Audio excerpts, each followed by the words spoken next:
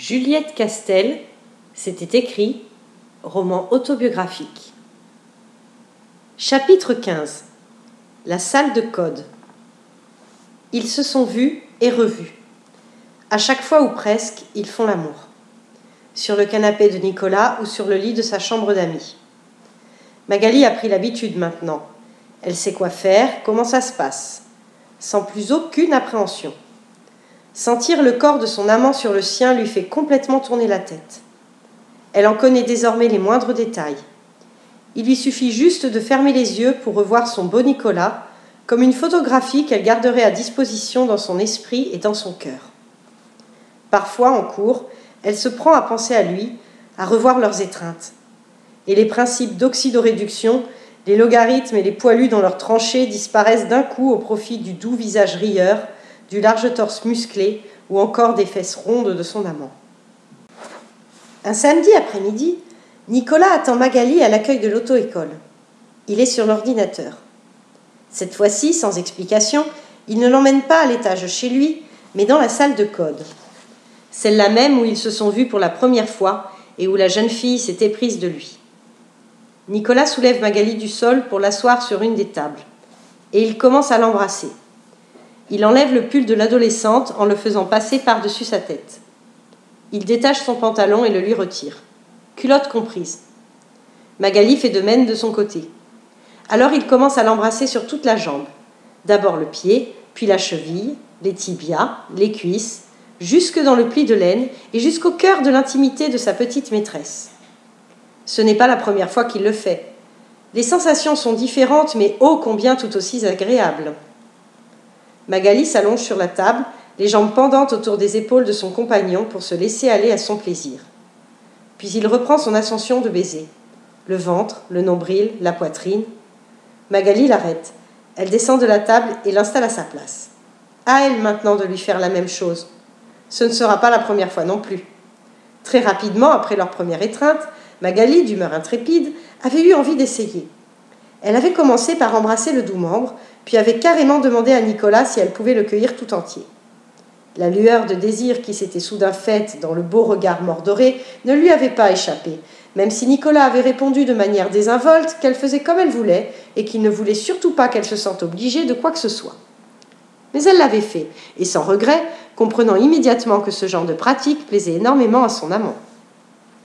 Nicolas redescend de la table et y réinstalle sa Magali. Il la prend. Puis il la porte vers une autre table et la reprend de nouveau. Les deux amants rient. Tout ce contexte est terriblement excitant et sans même en parler, ils ont tous deux envie de s'amuser, se libérer dans ce cadre chargé de sens pour eux deux. Alors toutes les tables y passent. Coquine, Magali mine de devoir s'en aller. Nicolas essaie de la retenir en la suppliant. Ils courent et se poursuivent à travers la pièce en riant aux éclats. La jeune fille s'appuie sur une des tables, la croupe tendue vers son compagnon qui s'en empare aussitôt, pour repartir ensuite vers une autre table sur laquelle il s'étend en l'attirant à elle.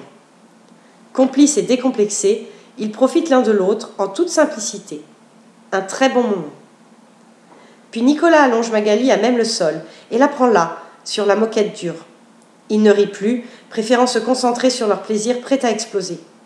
Les muscles contractés, passionnés, râlant, puis finalement enivrés et détendus.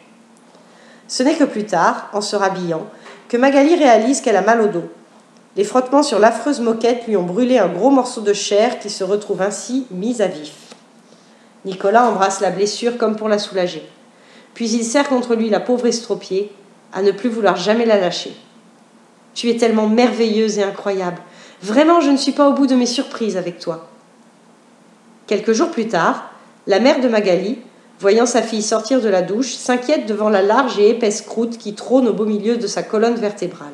« Mag, mais qu'est-ce que c'est que ça? Comment as-tu fait ton compte ?»« C'est rien du tout, maman. Je me suis brûlée sur le sol à la danse avec un faux mouvement. »« C'est une grosse blessure qui n'a rien d'une simple brûlure. On dirait plutôt que tu t'es râpé plusieurs fois au même endroit. »« Et non, pourtant. Je sais bien, je me suis pas loupée. » Puis elle se met à se frotter vigoureusement le visage avec sa serviette pour qu'on ne puisse pas la voir rougir. Chapitre 16. Rendez-vous secret. Noël approche. Les parents de Magali lui demandent si elle a une envie de cadeau particulière pour elle. Eh bien oui, justement. Cela fait plusieurs semaines déjà qu'elle y pense. Elle veut un téléphone portable. Certains élèves au lycée commencent à en avoir. Comme ça, elle aura l'air elle aussi branchée et moderne. Et puis surtout, elle pourra appeler Nicolas. Ce sera certainement plus simple pour eux, pour communiquer et se retrouver. Ces derniers temps, l'hiver s'étant installé sur la région, Florence ne part plus systématiquement tous les week-ends et ils ne peuvent plus se voir quand elle est là. D'après Nicolas, si Florence reste maintenant à la maison, ce n'est pas parce que le froid réprime sa passion de l'équitation, mais plutôt parce qu'elle se doute qu'il se passe quelque chose dans son dos, ou alors parce qu'elle s'est fait larguer par son amant. Ce n'est certainement pas les affaires de Magali, qui ne veut rien savoir de cela. Elle, ce qu'elle voit, c'est que le vendredi, elle doit essayer de retrouver Nicolas comme elle le peut, en passant à l'auto-école ou au plateau moto, pour savoir si le lendemain elle peut passer chez lui ou pas. Encore faut-il pouvoir alors lui parler en toute discrétion, ce qui n'est pas toujours chose facile. C'est sûr, un téléphone portable faciliterait les choses. Pour convaincre ses parents, les arguments sont évidemment autres, mais tout trouvé. Avec un mobile, ce sera plus simple pour elle de les tenir informés d'où elle est et de ce qu'elle fait, comme par exemple si elle décide de passer à la bibliothèque après les cours ou si elle va prendre un café avec ses amis, en partant du principe qu'elle n'a jamais de monnaie sur elle pour payer un appel depuis une cabine téléphonique. Contre toute attente, les parents sont d'accord. Avec les fêtes de Noël, les opérateurs de téléphonie rivalisent d'offres alléchantes comprenant téléphone et forfait. La mère de Magali emmène sa fille dans une boutique pour qu'elle puisse choisir ensemble. Il est ainsi convenu que le téléphone sera le cadeau, mais que Magali devra payer la moitié du forfait mensuel avec son argent de poche. C'est 100 francs pour 1 heure d'appel, soit 50 francs pour elle, à déduire donc de ses 120 francs mensuels. Une bonne affaire. Le soir du réveillon, c'est tout excité que Magali déballe le petit objet de sa boîte de carton. Après s'être bataillée un peu avec le mode d'emploi, elle envoie finalement son premier texto. À Nicolas, bien sûr, dont elle a récupéré le numéro de mobile il y a déjà quelque temps de cela. Joyeux Noël, bisous, Mag. La réponse ne se fait pas attendre. Le petit appareil émet un bip aigu. Le Père Noël t'a gâté. Joyeux Noël, mademoiselle, bisous. Voilà un grand pas en avant dans l'histoire du progrès technologique. La communication entre Magali et Nicolas va s'en trouver grandement améliorée. Ce mobile, pour Magali, c'est comme avoir Nicolas auprès d'elle, à tout moment. Désormais, peu importe ce qu'elle fera, où elle sera, il lui suffit d'en avoir envie et elle peut l'appeler ou lui envoyer un texto. Et c'est pareil de son côté à lui. Toute distance se retrouve aussitôt effacée grâce à ce petit boîtier de plastique qui ressemble pourtant à s'y méprendre à un jouet. Vive le progrès! 31 décembre 1999. À minuit, non seulement on changera d'année, mais aussi de siècle et de millénaire. Une chose unique. Magali est fière de pouvoir vivre un tel moment et a hâte d'y être, surtout qu'elle a eu la permission de passer le réveillon en boîte avec 2 copines du lycée. Les parents de Magali ont été très sympas. Ils ont, pour ainsi dire, accepté tout de suite. Il faut dire que les adolescentes seront accompagnées par la grande sœur de 19 ans de l'une d'entre elles. Elle a le permis et sera chargée de les emmener et de les ramener, tout en veillant à ce que cela se passe bien sur place. De quoi être assurée. Magali se prépare en regardant d'un œil distrait à la télévision les festivités du passage à l'an 2000 qui ont déjà commencé en Nouvelle-Zélande, à Sydney et en Indonésie. Avec ses copines, elles ont dit qu'elles allaient mettre le paquet. Alors Magali enfile carrément une robe du soir, noire à paillettes, et se charge les paupières de fard irisé. C'est dommage, Marie est partie chez sa grand-mère pour les vacances de Noël. Elle aurait adoré les accompagner et se serait bien volontiers chargée de l'étape maquillage. De son côté, Nicolas passe le réveillon entre couples d'amis. En partant de chez elle, Magali embrasse ses parents en leur souhaitant de passer une bonne soirée. Et ils se reverront non seulement l'année prochaine, mais au prochain millénaire. Vers 22h, les 4 filles arrivent dans la discothèque. Il est encore bientôt pour une boîte de nuit, et l'établissement est quasi vide. Elles en profitent pour discuter un peu autour d'un cocktail de jus de fruits et se congratuler comme il se doit pour l'élégance de leurs tenues respectives. Quand les tubes du moment se font entendre, elles poussent simultanément un grand hurlement hystérique et se précipitent sur la piste pour se donner à fond sur Lou Bega, Mambo No. 5, ou Eiffel 65, I'm Blue. Quel joli spectacle que celui de ces adolescentes, en talons hauts et robes du soir, dansant sans le moindre complexe, les yeux fermés, les bras relevés au-dessus de la tête, leur bouche écarlate étirée en larges sourires ou riant aux éclats. Peu avant minuit, Magali sent son téléphone vibrer dans sa petite pochette. C'est Nicolas. Elle sort rapidement de la boîte de nuit pour pouvoir l'entendre et lui répondre. « Allô ? Coucou, ma petite mademoiselle. Bonne année. Tous mes vœux de santé et de bonheur. C'est un nouveau millénaire qui commence et qui t'apportera, je te le souhaite, des choses merveilleuses. Mais, merci, mais il n'est pas encore minuit, je te signale. Je sais, mais je voulais être certain d'être le premier à te souhaiter le meilleur pour le 21e siècle. Et je voulais te dire à toi seul, avant tout le monde, bonne année. En plus, on ne sait jamais. J'ai peur qu'à minuit, il y ait ce fameux bug dont on a tant entendu parler et que les réseaux téléphoniques se retrouvent complètement bloqués. Mieux vaut appeler avant, du coup, non ? Eh oui, c'est vrai.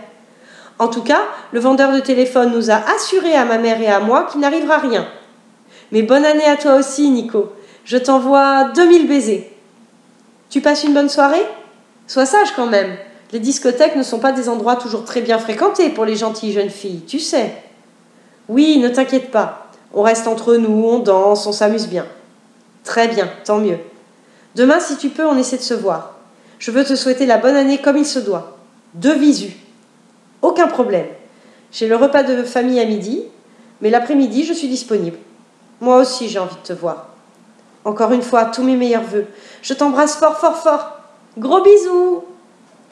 Quand Magali revient auprès de ses amis, il va bientôt être minuit. Le DJ demande à toutes les personnes présentes de se tenir la main en une grande farandole. Des langues de belle-mère et des cotillons ont été distribués à tous. Puis le compte à rebours commence.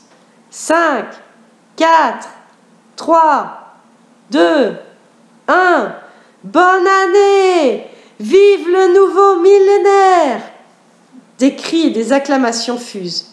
Sur un écran, le nombre 1999 cède sa place à 2000. La musique gronde, les stroboscopes pulsent. De partout jaillissent des guirlandes et des confettis étincelants. Les 4 amis se tombent dans les bras en se couvrant de vœux de bonheur. C'est la folie dans la boîte, la soirée bat enfin son plein. Magali est heureuse, c'est un nouveau millénaire qui commence aussi pour elle. Si l'an dernier, au même moment, on lui avait dit que cette année elle tomberait profondément amoureuse, de la personne et de la manière la plus improbable qui soit, et que cet amour serait réciproque au point qu'elle en perdrait sa virginité, elle aurait bien ri. Et pourtant, aujourd'hui elle est sur le point d'avoir 17 ans, avec toute la vie devant elle et certainement tout le meilleur à venir. Cette pensée la galvanise. Et qui sait, peut-être qu'avec Nicolas c'est parti pour durer longtemps, que plus tard il finira par divorcer et qu'ils vivront leur amour au grand jour. Encore un an, elle aura 18 ans. Elle sera majeure et plus rien ne pourra les empêcher de s'aimer librement. Cette année, elle passera aussi son bac, puis elle quittera la ville pour suivre ses études ailleurs, où elle aura son chez-soi. Tellement de choses importantes l'attendent déjà cette année. C'est extrêmement excitant. Les paillettes multicolores qui volettent dans la discothèque sont parfaitement à l'image des pensées de Magali. Bonne année 2000 et meilleurs vœux de santé et de bonheur à tous. Comme notre adolescente l'avait prédit, le téléphone portable a considérablement fait progresser les rapports de communication entre nos deux amants. Par exemple, le soir, ils s'envoient des messages pour se souhaiter la bonne nuit. Nicolas est toujours hilar en voyant à quelle heure se couche Magali. Avec les poules, comme il dit. Mais la jeune fille a besoin de ses 9 heures de sommeil, c'est comme ça. En se levant le matin à 6h45, elle se couche à 21h30. Parfois, juste pour l'embêter, il lui souhaite la bonne nuit à 19h ou à 20h. Dans tous les cas, ce sont toujours des occasions nouvelles pour échanger, partager, et Magali adore. Quand Nicolas a du temps libre dans son emploi du temps, comme une heure de cours annulée, il appelle Magali pour savoir ce qu'elle fait et s'ils peuvent se voir. Si la jeune fille n'est pas au lycée, à la danse ou au théâtre, elle ne manque évidemment pas d'aller le rejoindre. Même quand il la prévient tout juste avant, au dernier moment. Et ils se retrouvent toujours au même endroit, un nouveau point de rendez-vous pour le moins singulier. En effet, en journée, pas question de se retrouver chez Nicolas, ce qui signifierait passer par l'auto-école sous les yeux de Sandra et des élèves. Il a bien fallu trouver autre chose. La première fois que Nicolas a proposé à Magali de la voir pendant un de ces fameux créneaux libres, il est venu d'abord la récupérer en voiture à la bibliothèque où elle était en train de préparer un exposé. Mais ne sachant trop quoi faire, ni où aller surtout, il a souhaité d'abord déposer la 206 dans son garage, un box fermé en sous-sol où le véhicule école passe toutes les nuits. Le temps de procéder à cette opération, ils auraient bien trouvé une idée valable. Sauf que non, rien du tout. C'est plutôt l'idée qui s'est alors imposée à eux, car ils ont découvert que c'est justement là, dans la double enceinte offerte par la voiture et le local verrouillé, qu'ils peuvent donner libre cours à leur passion. Ainsi cachés, confinés dans le petit habitacle, plongés dans l'obscurité, leurs sens se retrouvent exacerbés. En plus, ce contexte automobile leur convient parfaitement. Leur première conversation n'était-elle pas dans cette voiture ? N'y ont-ils pas appris à se connaître pendant 17 heures de leçons ? Et la journée à l'île d'Oléron ? Et leur premier vrai baiser ? Certes, pour cette fois, il s'agissait d'un autre véhicule. Mais comment se sont-ils retrouvés le jour où ils ont décidé de s'unir physiquement sur le canapé gris de Nicolas ? Cette brave 206 blanche fait partie de leur histoire depuis le début, comme un témoin complice. Maintenant, elle abrite aussi le secret de leurs étreintes, qu'elles soient parfois tendres, parfois fougueuses, brèves ou interminables. Ces rendez-vous secrets improvisés, nouveau théâtre de leur relation, font l'objet d'un processus extrêmement bien rodé. D'abord, Nicolas appelle Magali pour lui proposer de le rejoindre. Si elle peut se rendre disponible, alors direction la rue de l'auto-école, puisque c'est là où est situé le garage. Heureusement, pas juste en face de l'établissement, mais pas loin non plus. En arrivant à proximité, elle fait sonner le mobile de Nicolas. Celui-ci, qui attend ce signal, vient alors avec la voiture pour descendre dans le garage. Pendant ce temps, Magali fait mine d'être plongée dans la fastidieuse écriture d'un texto pour ne pas attirer l'attention et va nonchalamment profiter de la porte ouverte par bip télécommandé pour entrer à pied dans le sous-sol. Une fois en bas, elle n'a plus qu'à grimper dans la Peugeot que Nicolas met à l'abri dans le box. Suivent alors des retrouvailles toujours passionnées. Parfois, tout ce rituel peut se passer sans que la moindre parole ne soit prononcée. Ce n'est qu'après l'amour où ils en changeront finalement quelques mots. Notre histoire est tellement belle et incroyable qu'un jour, j'en ferai un roman. Bah, quelle idée! Qui cela pourra bien intéresser? Des tas de gens, j'en suis sûre. Et puis ne t'inquiète pas, je ferai ça bien. Arrête de raconter des bêtises, mademoiselle. D'autres fois, au contraire, ils se retrouvent seulement pour discuter, blottis dans les bras l'un de l'autre. Et ils se racontent leur journée, ou alors des blagues et des anecdotes cocasses pour se faire rire. Quoi qu'il en soit, chacune de ces rencontres les rend heureux, et c'est le plus important. Souvent, Magali répète à son amant qu'elle l'aime. Lui répond systématiquement, comme lors de la première fois, qu'il ne faut pas, ou alors il lui demande de se taire. Mais comme il accompagne toujours sa sentence d'un profond baiser, Magali recommence. Un jour, ils sont là parce que Magali s'est disputée avec l'une de ses amies chères et n'a pas le moral. Elle est allée retrouver Nicolas sur le plateau moto après le lycée pour se confier à lui. En la voyant aussi triste, le moniteur n'a pas hésité à annuler sa prochaine leçon pour pouvoir consoler la jeune fille dans leur cocon inattendu. Pour Magali, cette attitude spontanée est la plus belle des preuves d'amour, bien au-delà des mots. Et puis il y a aussi cette fois où un Nicolas, particulièrement passionné auprès de sa jeune maîtresse, se prend tout à coup à laisser glisser un doigt intrépide vers un endroit encore inexploré. Curieuse, sa compagne le laisse faire, et ils finissent par faire l'amour d'une manière nouvelle, comme jamais Magali n'aurait imaginé faire, mais d'une manière naturelle, pleine de désir et donc forcément agréable. Décidément, on aura tout fait. C'est la remarque de Nicolas après cette communion d'un genre particulier. Chapitre 17. Vacances d'hiver. La nouvelle année est toujours l'occasion pour Magali de prendre de bonnes résolutions. L'an dernier, c'était faire la conduite accompagnée. Cette fois, elle a décidé de perdre quelques kilos. Non pas qu'elle soit grosse, mais ces formes de femme, comme se plaît à les appeler Nicolas, ne lui conviennent pas.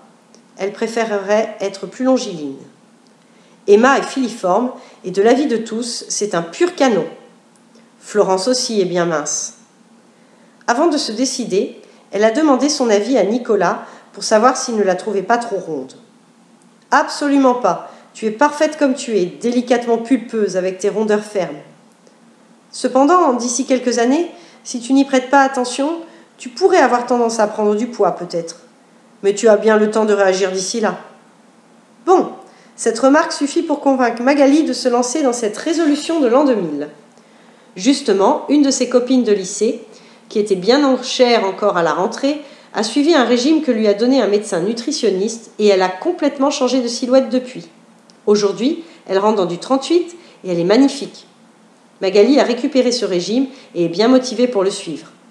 Elle a expliqué tout cela à sa mère, lui demandant de lui acheter des yaourts à 0% de matière grasse et d'adapter ses menus en fonction des préconisations du programme. La mère de Magali a bien voulu acheter les yaourts, mais pas question de revoir les repas. Elle trouve cette idée de régime ridicule et pense plutôt qu'active comme sa fille est, il lui suffit juste de réduire un peu ses quantités de nourriture, d'arrêter les orgies de Madeleine le soir quand elle est avec Marie, et elle perdra tout naturellement ses éventuels quelques 2 ou 3 kilos superflus. Sauf que quand Magali a décidé quelque chose, elle le fait à fond. Et sa mère semble l'avoir oublié. Elle veut suivre ce régime coûte que coûte, et donc quand les plats présentés à table ne lui conviennent pas, elle n'hésite pas à ne pas en manger du tout. À la cantine de l'école, tout est gras. Même les légumes baignent dans l'huile. Alors souvent, elle se contente d'une tranche de jambon blanc et d'une pomme pour le déjeuner. À ce rythme-là, elle se met littéralement à fondre comme neige au soleil. Moins 4 kilos déjà après la première semaine. Sa mère est obligée de reprendre ses pantalons devenus trop grands. Puis de recommencer la semaine suivante. Nicolas n'en revient pas lui non plus. Il lui semble que d'une fois sur l'autre où il voit sa petite maîtresse, elle est délestée d'au moins 1 ou 2 kilos supplémentaires. Cela l'effraie un peu. Il se demande bien quand cette perte de poids à vitesse grand V s'arrêtera. Mais Magali est très satisfaite du résultat. Elle faisait du 40 et maintenant le 38 commence à lui aller trop grand. Et nous ne sommes même pas à la fin du mois de janvier. Son objectif, s'habiller en 36 grâce à des cuisses et des hanches fines. Elle pourra comme ça porter des pantalons stretch qui avaient tendance jusqu'à présent à lui faire un gros popotin. Le problème, c'est que refuser de manger ce qui ne rentre pas dans le cadre du régime, sans pour autant remplacer les aliments, est une très mauvaise chose, surtout pour une adolescente. Et Magali ne tarde pas à perdre de l'énergie. Elle sommeille en classe, peine à suivre les cours de sport ou la danse. Et puis elle tombe malade. Une grosse angine blanche bien carabinée. Le médecin lui prescrit des antibiotiques et lui conseille de retrouver au plus vite une alimentation normale. Mais rien n'y fait. Magali veut rentrer dans son 36 et a peur de reprendre aussi vite tout le poids perdu. Chaque soir, au dîner, c'est la guerre avec ses parents qui essaient tant bien que mal de lui faire manger des plats que pourtant elle adore, mais qu'elle boude systématiquement. Alors la mère, de peur que sa fille ne devienne anorexique ou se laisse mourir de faim, prépare finalement les repas proposés dans le régime. Là au moins, Magali remplit et termine son assiette bien volontiers. C'est mieux que rien.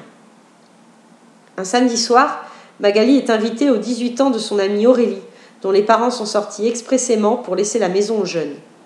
Ils pourront ainsi faire la fête comme il se doit. Aurélie a préparé un bon dîner, a sorti tous ses disques préférés et surtout a débouché quelques bouteilles de champagne. Exceptionnellement, parce qu'on n'a pas tous les jours 18 ans, Magali accepte de faire une entorse à sa diète et boit quelques coupes avec les autres. Le seul problème, c'est qu'elle est toujours sous antibiotiques et que personne ne lui a jamais dit qu'il ne faut pas les mélanger avec l'alcool. Si bien qu'au bout du 3e verre, Magali réalise, un peu effrayée, qu'elle est déjà complètement saoule. Elle tient des propos incohérents, rit beaucoup, trop, et la tête lui tourne. Après le dîner, Mathieu, un ami d'Aurélie, que Magali connaît peu, lui demande de le suivre dans la pièce d'à côté car il a quelque chose à lui montrer. Magali, curieuse, le suit bien gentiment. Mais une fois seule dans la pièce, il la prend dans ses bras et l'embrasse. Complètement déphasée par l'alcool, la jeune fille ne réagit même pas. Heureusement, Aurélie a vu leur manège et vient les surprendre. En bonne amie, elle se doute que Mathieu aura peut-être voulu profiter de la situation, qui échappe très certainement à une Magali ivre-morte. Gêné, le garçon revient dans le salon rejoindre les autres, et Magali réalise alors ce qu'il vient de se passer. « Mince, j'ai trompé Nicolas. Je suis obligée de lui dire. Je ne pourrai pas garder ça pour moi, pense-t-elle, complètement paniquée. Car pour elle, il ne fait aucun doute qu'embrasser est déjà une trahison en soi. Aurélie s'inquiète aussi devant l'air épouvanté de son amie. « Mag, ça va aller ? » ?»« Je ne sais pas. Non, je ne me sens pas bien. »« Tu veux que j'appelle ton père pour qu'il vienne te chercher ? » ?»« Non, non, je ne veux pas qu'il me voie dans cet état. » »« Mais en avisant Magali titubée pour revenir au salon, Aurélie ne fait ni une ni deux et va prendre le téléphone de la maison pour appeler ses parents. Lorsque le père de l'adolescente arrive, un quart d'heure plus tard, Magali est finalement soulagée de le voir et de rentrer chez elle, où elle aura surtout besoin de décuver. Elle serre fort son amie dans ses bras pour la remercier d'avoir fait spontanément ce qu'il fallait. « Je suis désolée, j'ai gâché ta soirée d'anniversaire. »« Non, ma belle, ne t'en fais pas. On a mangé un bon dîner, on a bien rigolé ensemble, et je suis contente que tu sois venue. On se voit lundi au lycée. D'ici là, repose-toi bien, je vois bien que tu es encore malade. »« Je t'adore, ma chérie. » Les deux filles s'embrassent, puis Magali va saluer tout le monde en évitant soigneusement Mathieu et rejoint son père dans la voiture. Elle est un peu penaude, elle espère seulement qu'il n'a pas remarqué son état d'ébriété, mais mieux vaut ne pas trop rêver. Son père connaît la vie et aura bien compris la situation. Il va sûrement lui passer un savon à s'en souvenir longtemps. Après quelques minutes de route dans un silence pesant, il prend finalement la parole. « Combien de verres as-tu bu ?»« 3 coupes de champagne. Je te jure que c'est tout. »« Quand on sera arrivé à la maison, va dans ta chambre te coucher directement. Je préfère que maman ne te voie pas dans cet état. » Le père de Magali est le plus gentil du monde. N'empêche que cette histoire de baiser perturbe Magali au plus haut point. Elle doit le dire à Nicolas en espérant qu'il prendra bien la chose, sans être trop fâchée ou attristée. Elle lui envoie un texto pour lui demander quand elle peut le voir. Pas ce week-end, Florence est avec lui, mais il la tient au courant pour le début de semaine. Le mardi, il se retrouve enfin dans le garage. Avant même de l'embrasser pour lui dire bonjour, Magali lui confesse tout. L'anniversaire, le champagne, le baiser de Mathieu qu'elle a laissé faire, alors qu'il ne lui plaît pas du tout, et l'heureuse intervention de son ami. Qui sait si les choses n'auraient pas dégénéré autrement ? Contre toute attente, Nicolas éclate de rire à ce récit. « Et alors ? L'alcool est dangereux, mieux vaut ne pas en boire. Mais je te l'ai déjà dit, non ? Tu n'es pas fâché ? Je t'ai trompé après tout. » « Je n'appelle pas ça une tromperie. Un garçon t'a embrassé et Dieu sait comme je le comprends, adorable et sexy comme tu es. Mais ce n'est pas si grave. Ouf, tu m'envoies soulagée. J'en étais malade, tu sais. Ah ah ah, il ne faut pas t'en faire pour si peu. » Et pour lui montrer qu'il pense vraiment ce qu'il vient de dire, il prend la jeune fille dans ses bras pour l'embrasser avidement et lui fait l'amour. Voilà, l'incident est clos. Grâce à un heureux placement boursier en actions Alcatel, le père de Magali a fait une importante plus-value et a gagné la jolie somme de 30 000 francs, et ce à peine depuis le début de l'année. Alors il a pris ses bénéfices et annonce tout réjoui que pour les vacances de février, la famille partira une semaine sous le soleil d'Égypte dans un hôtel de luxe tout compris. Cela tombera exactement pendant l'anniversaire de Magali, qui fêtera donc ses 17 ans là-bas. Cette dernière est à la fois toute excitée à l'idée de ressortir ses shorts et ses maillots de bain au pire moment de l'hiver, et à la fois un peu triste de quitter son Nicolas adoré pour en tout 15 jours, car juste avant le départ en Égypte, il a lui aussi une semaine de vacances au ski. À son retour, Magali sera partie. Mais quoi qu'il en soit, elle se promet de s'intéresser de près à la bourse quand elle sera une adulte autonome. L'idée de gagner de quoi faire de beaux voyages grâce à de simples placements pertinents a de quoi retenir son attention. Nicolas aussi est content pour Magali. Elle va visiter des temples antiques, faire de la plongée en mer Rouge et revenir toute bronzée comme il aime bien. Il lui fait promettre de manger correctement là-bas et de ne plus maigrir. La jeune fille a perdu en tout 10 kilos, en à peine un mois. Elle promet bien volontiers, surtout que maintenant elle fait sa taille 36. Son objectif est atteint, il lui faut seulement ne pas reprendre le poids perdu. Cependant, Nicolas adore encore plus sa Magali affinée, qui a toujours ses jolies formes, même si elles sont moins marquées, et qui, en ayant perdu aussi un peu de ses joues de bébé, a l'air encore plus femme. Mais si elle se délaisse ne serait-ce que d'encore 1 kilo, elle fera maigre.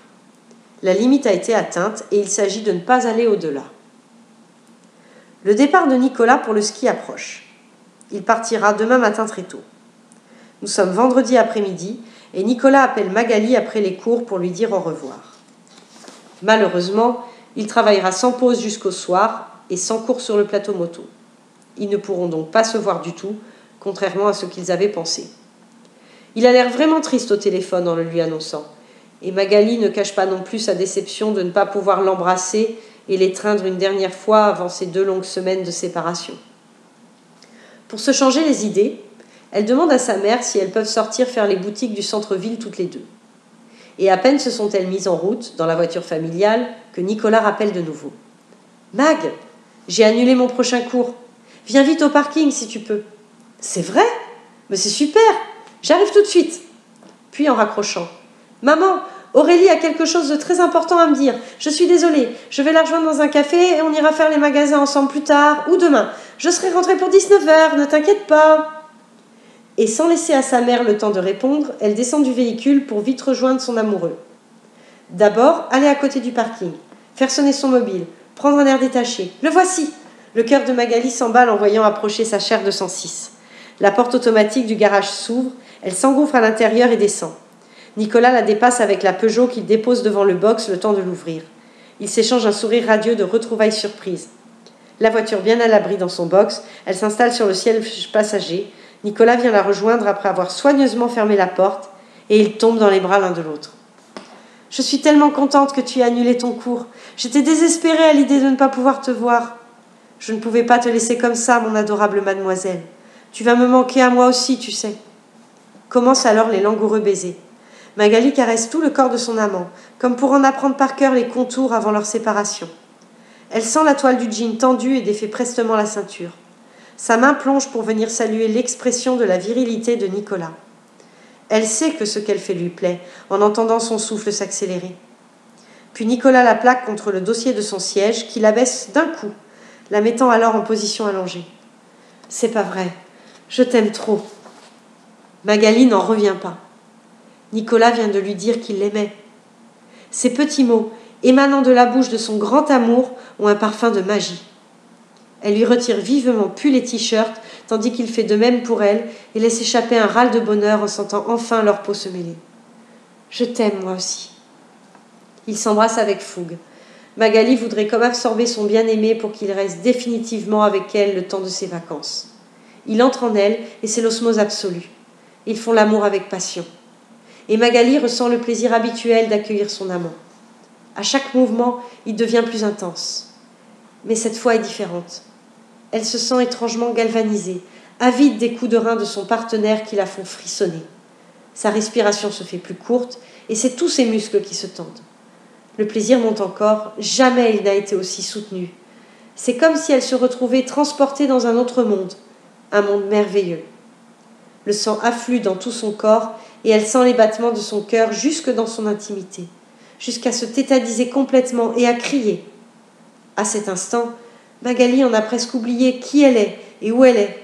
Elle est seulement consciente de la présence de Nicolas et de cet immense plaisir qui a pris possession de son âme et de sa chair. Mais à peine a-t-elle le temps de le réaliser, de le savourer tout juste, que c'est déjà fini. Peu après, Nicolas se retire rapidement pour se répandre sur son ventre dans un gémissement de félicité. Ils restent tous deux un instant, embrassés, immobiles, heureux et définitivement amoureux. Magali a compris qu'elle avait eu un vrai orgasme aujourd'hui. Il lui paraît alors que son initiation physique est terminée. Et elle se sent plus femme que jamais. Mais quel dommage qu'il leur faille maintenant rester aussi longtemps éloignés.